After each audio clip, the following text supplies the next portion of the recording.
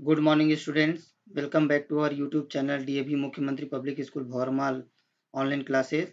So students please channel को like करें, subscribe करें, शेयर करें और बेल आइकन्स को दबाना ना भूलें। So let's start today's video.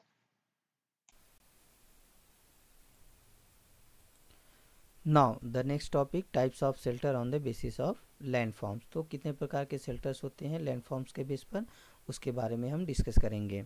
So students in this point in hilly areas मतलब जहाँ पर पहाड़ी क्षेत्र होते हैं, पर्वतीय क्षेत्र होते हैं।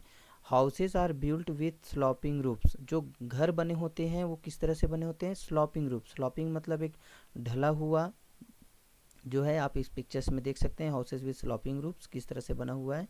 तो यहाँ का इसका छत जो है, रूफ्स जो है वो क्या है? ढला हुआ है, मतलब ढालू है। So it help the snow and rain to slide off easily without damaging the roofs. तो यहाँ मदद किस लिए करता है? इट हेल्प्स द स्नो मतलब होता है जो बर्फ़ जो गिरती है, रेन होता है पानी जो गिरता है। तो स्लाइड ऑफ इजली, तो उससे क्या होता है, जो रूफ्स होते हैं उसमें से आसानी से वो स्लाइड हो जाता है, जिससे कि हमारा जो रूफ्स है वो डैमेज नहीं होता है, without damaging the roofs. Okay, now such houses are found in Srinagar. इस तरह के हाउस आपको कहाँ पर देखने को मिलेगा? श्रीनगर हो गया and Shimla. The houses here are mainly made of cement. जो हाउसेज होते हैं वो किससे बने होते हैं? सीमेंट से बने होते हैं, ब्रिक से बने होते हैं और वुड से, लकड़ियों से होता है। Now the next one, the plain. In plain areas plain houses are built with thick walls and high. जो प्लेन एरियाज पर जो हाउस बने होते हैं, घर बने होते हैं, वो थिक मतलब होता है मोटा, मोटी दीवार होती है उसकी, और वो बहुत ऊंचे होते हैं। Flat roofs to keep them cool in summers. और जो फ्लैट रूफ होता है, जो समतली होता है, फ्लैट मतलब होता है समतल, जो रूफ्स होते हैं वो क्या करता है? Keep them cool in summers. तो गर्मी के दिनों में वो ठंडकता पहुंचाती है। The materials of construction are mainly cement and bricks. जो मटेरियल्स यूज़ करते हैं कंस्ट्रक्शन के लिए, बनाने के लिए, वो मेनली क्या क्या होता है? सीमेंट एंड ब्रिक्स होते हैं। Okay, now the many people sleep on the flat roof in region of high temperature like Rajasthan.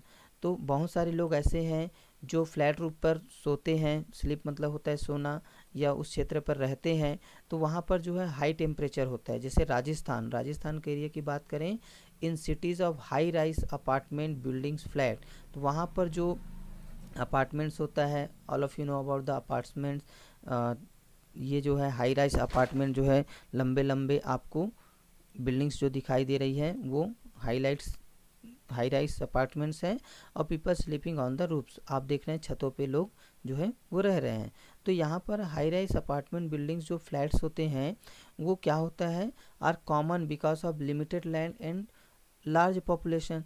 तो यहाँ पर जो है बड़ी बड़ी जो शहरें होती हैं, जैसे दिल्ली, मुंबई, चेन्नई, कोलकाता, राजस्थान, ऐसे जो जयपुर हो गया, ऐसे जो एरियाज़ हैं वहाँ पर आप देखेंगे तो एरिया जो होती है वो लिमिटेड होता है।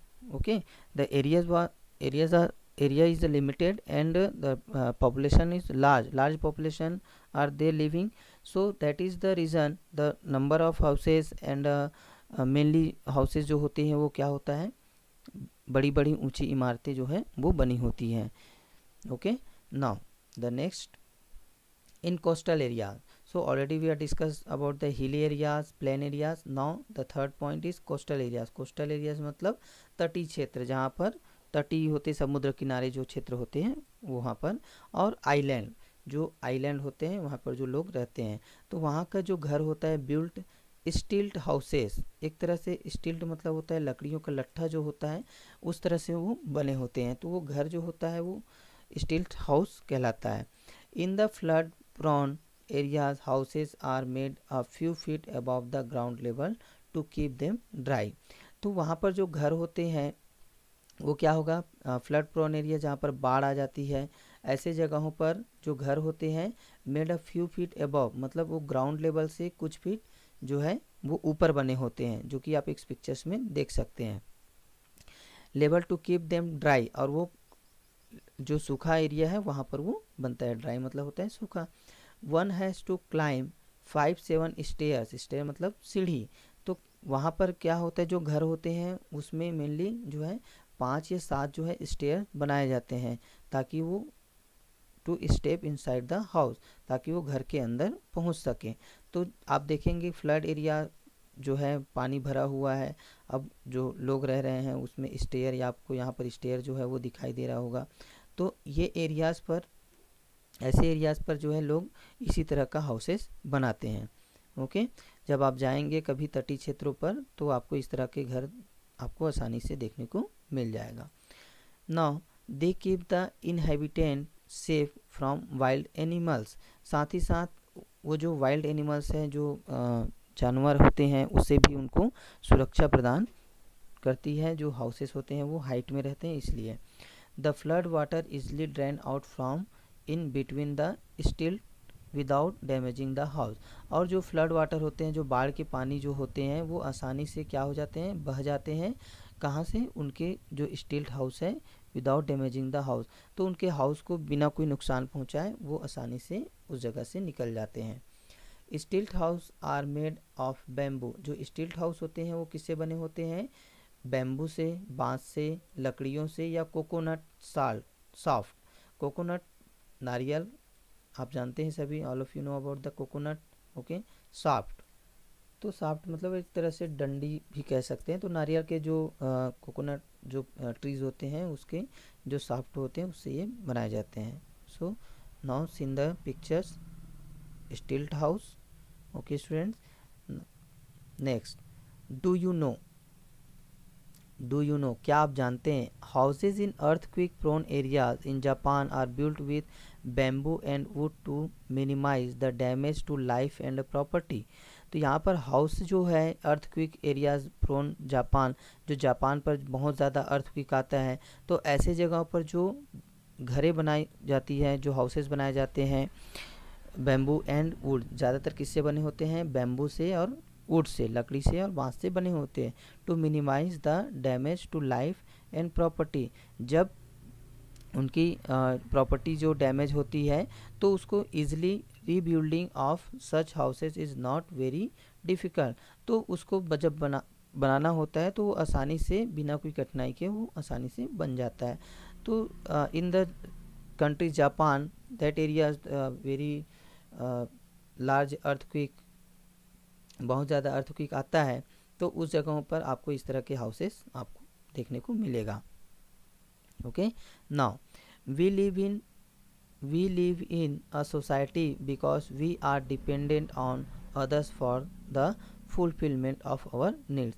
हम जो लोग हैं, हम किस में रहते हैं, समाज में रहते हैं, सोसाइटी में रहते हैं, क्योंकि हमारी जो ज़रूरत की चीज़ें जो होती है वो हम दूसरे के ऊपर कहीं ना कहीं डिपेंडेंट होते हैं, निर्भर होते हैं। तो community living teachers us to care for other and share facilities like water, electricity, roads, markets etc.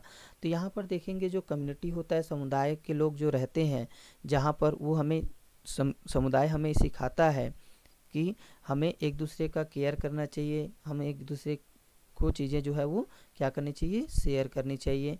तो हमें हमेशा एक दूसरे की हेल्प करते हुए आगे बढ़ना चाहिए। जो भी फैसिलिटीज़ हमको मिल रही है, जैसे water, electricity, roads, markets etcetera, ये सब चीज़ें क्या होनी चाहिए, ईजिली लोगों को जो है उपलब्ध हो, इसके लिए हम एक दूसरे को सहायता, हेल्प करना चाहिए। Okay student, do you no, now most houses are built close together as people like to live in the company of other। तो ज़्यादातर जो घरें होती हैं वो कहाँ पर बनी होती हैं, people like to live in the company of other, जहाँ पर कंपनी होती है ऐसे, या अन्य क्षेत्र जो होते हैं वहाँ पर ये लोग जो है वो ज़्यादातर घरें बनी हुई होती हैं। Okay, now we need help in case of any disaster or trauma. Trauma मतलब एक तरह से क्षति होता है, डिजास्टर मतलब भी क्षति ही होता है। तो जब इन केस ऑफ एनी डिजास्टर, जब कोई क्षति आ जाती है, जैसे नेचुरल डिजास्टर्स होते हैं, अर्थक्वेक, वोल्केनोज एक्सेट्रा, दैट उस समय हमें क्या करना है, we need help in case of any disaster और trauma of losing a home or getting injured. तो उस समय हमें उनकी मदद करनी चाहिए जिनका घर जो है वो नुकसान हो गया है, घर जो है टूट गया है, गेटिंग इंजर्ड, या तो फिर उनको इंजरीज हो गई है, चोट लगा है, दुर्घटना हो गई है, तो ऐसे समय में हम जो है लोगों की सहायता कर सकते हैं, लोगों की सहायता की ज़रूरत होती है। A neighbourhood police station provide help and security, और जो हमारे आसपास के जो भी पुलिस स्टेशन होते हैं वो हमें क्या प्रोवाइड करते हैं, सिक्योरिटी प्रोवाइड करते हैं, और उसके हमें हेल्प लेनी चाहिए। We also need services of hospitals, और उसके अलावा हमें किसकी ज़रूरत पड़ती है, हॉस्पिटल्स की सर्विस की ज़रूरत पड़ती है, एम्बुलेंस की ज़रूरत पड़ती है, and doctor to provide first aid. First aid मतलब जिसमें कि आपका कॉटन्स हो गया, जो डेटॉल्स वगैरह हो गया, ये फर्स्ट एड किट आता है जिसमें दवाइयाँ रखी हुई होती हैं, तो इसकी हमें ज़रूरत होती है। और साथ में जो प्राथमिक उपचार होता है, फर्स्ट एड मतलब एक तरह से प्राथमिक उपचार जो है आपको मिलना चाहिए। Okay students, now so next topic we are discussing in the next videos. Okay students.